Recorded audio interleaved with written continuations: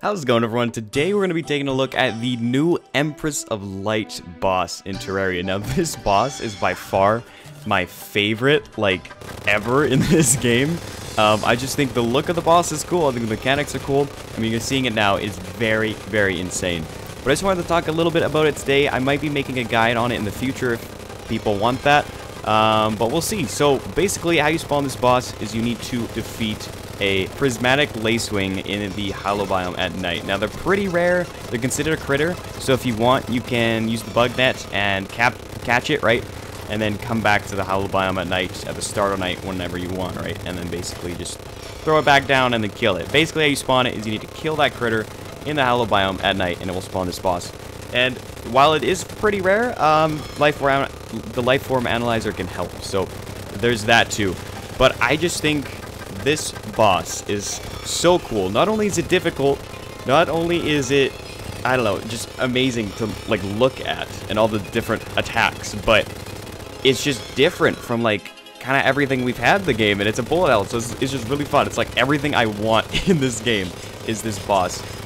It's actually quite difficult, so you can fight this boss after Plantair has been defeated. As soon as Plantair has been defeated, you go to the hollow biome and take it on. But I do not recommend this because this boss, again, is quite difficult. I would say kill Golem, and then you're gonna want to do a bunch of events like Frost Moon, Pumpkin Moon. Of course, it depends on what class you're using.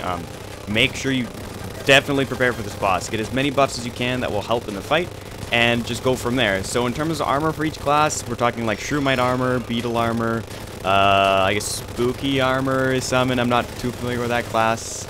And then Mage would be Spectre, right? So yeah, definitely prepare for this boss. Do not I don't know, go easy on it, I guess. I mean, to be fair, this isn't master mode, so you should definitely be doing this. In other difficulties, I don't know how bad it is and how difficult. I'm assuming it's still pretty challenging. But yeah, that is the Empress of Light fight. I'm going to go over the drops real quick and tell you what I think about them. Alright, so first up, we're going to talk about the Starlight, and it's pretty cool. It's got 70 base damage, a little bit of knockback, but that doesn't really matter when you take a look at this thing, because if you look, the use time is crazy. It's got good range. Imagine a hard mode Arcalis with I don't know, just more range. Just more range, hard mode Arcalis. And it's very cool. One of my favorite weapons right now. I think it looks just absolutely amazing. So we have that. That is the Starlight. And pretty good. I think this won't be, obviously, your kind of boss kill weapon unless you're fighting the Destroyer. This is more so going to be your event weapon. So Pirates, Pumpkin Moon, Frost Moon, Martian Bandits, that sort of thing. Next up, we have the Eventide. Now, the Eventide has a base damage of 50. It's similar to other bows, where if you shoot with normal arrows, you get this special effect. But if you shoot with, say, venom arrows, then you get this burst effect, plus a sword. So you get that one piercing sword, plus this burst effect of the venom arrows, or whatever arrow you have on, right? So that's how that works. I'm not actually sure what's better. I haven't tested it yet. I imagine they'd actually be both fairly similar. I guess it depends on what you want. So if you want Ichor against the boss, maybe that would be better. Or if you're doing events, probably the normal arrows, because then you can get your piercing. And it's very, very cool. Again, another cool weapon. A trend you will notice with all these weapons is that they all look absolutely amazing. As you can see, yeah, it's just really cool, quite strong. Very cool weapon. Next up, we have the Kaleidoscope, and this is the summon weapon. Now, there's actually two summon weapons, but the other one is only attainable when you kill the boss during the day, and it basically is enraged. So, I'm not going to include that in this video. So, that's probably going to be in my summoner playthrough. I'll actually get that legit. We'll see. But yeah, that won't be included today.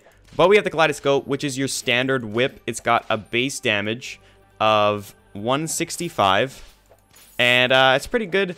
Just your whip. I mean, I love the way these weapons look. I love the whips in this new update. And yeah, I don't know. Again, it looks really, really cool. Big range, fairly slow use time. Yeah, decent knockback. Nothing to say there, really. Next up, we have our mage weapons, the last of the category. So we have the Stellar Tune, which has 75 magic base damage, right? So, but the cool thing about this weapon, as you can hear, is it, it actually plays. It's really, really, really cool. So that is this weapon. Now, the thing about this one is that while its damage isn't outrageous or anything, it's not like amazing, it's just really good because of its tracking. So if you compare it to, say, Razorpine, this is going to be kind of shot out of the water still, because as you all know, Razorpine's kind of busted. Is that a fair comparison? I would say so. I mean, actually, I wouldn't say shot out of the water, because to be honest, they're fairly similar. Hold on, let me get some potions here. Okay, so if we compare, on this, let's say, okay, well, we have a possessed armor right here. So there's that. And then this is like, it's actually fairly similar, never mind. So, yeah, this could even be a Razorpine alternative, maybe. The only thing is the range is a little bit worse, as you can see. But very cool weapon nonetheless. I know a lot of people are just going to use it just because, like, how it works. Range is not great, but it tracks, so it's really cool. And then you have the Night Glow, which has 50 base damage. But the cool thing about this, also, notice how you hold it out like that. I think that's amazing. But, as you can see, you use it, and you have this, like, a bunch of these little rainbow crystals that shoot out, right? And then they start tracking. The cool thing about this weapon is when I shoot, say, this Demon Eye, and it kills, it continues to track. Which means, while this weapon won't be as strong as the other two in terms of single damage, it's going to be very good when you're fighting a bunch of enemies. Good crowd control. So until you get the Razor Blade Typhoon, this can kind of tide you over. Mind you, you're probably getting the Razor Blade Typhoon fairly soon, but it's still a really, really cool weapon. Very, very cool. I love the way all of these weapons work and how they look as well. So yeah, those are all of the drops that are from just the regular boss. The other thing is, as you can see, we have the Master Mode pet on right now. So that's only obtainable in Master Mode if you kill the boss. I think it's really cool. But yeah, those are all the weapons. There is one extra summon weapon that you can get from this boss. It's called the Terra Prism, but as I said, it's only obtainable during the day when you fight this boss, which is an enraged version. Then I'm pretty sure when it's you, no matter kind of what gear you have on, similar to Dungeon Guardian. I haven't actually tested it. I probably should, but I am saving that for our summon playthrough, which will be starting up very soon. Summoner Master Mode playthrough probably within the next day or two, so look out for that if you want to see some of that. And I'll be showcasing all the new whips, different summon weapons, and overall how is summoning as a class in the new update. But yeah, so that's it for today, everyone. Hope you enjoyed. If you want to see a boss guide, let me know. I could definitely do one. I really love this boss. As I said before, probably my favorite boss in the whole game right now. It's just amazing. With that being said, guys, thank you all so much for watching. I will see you all in the next one.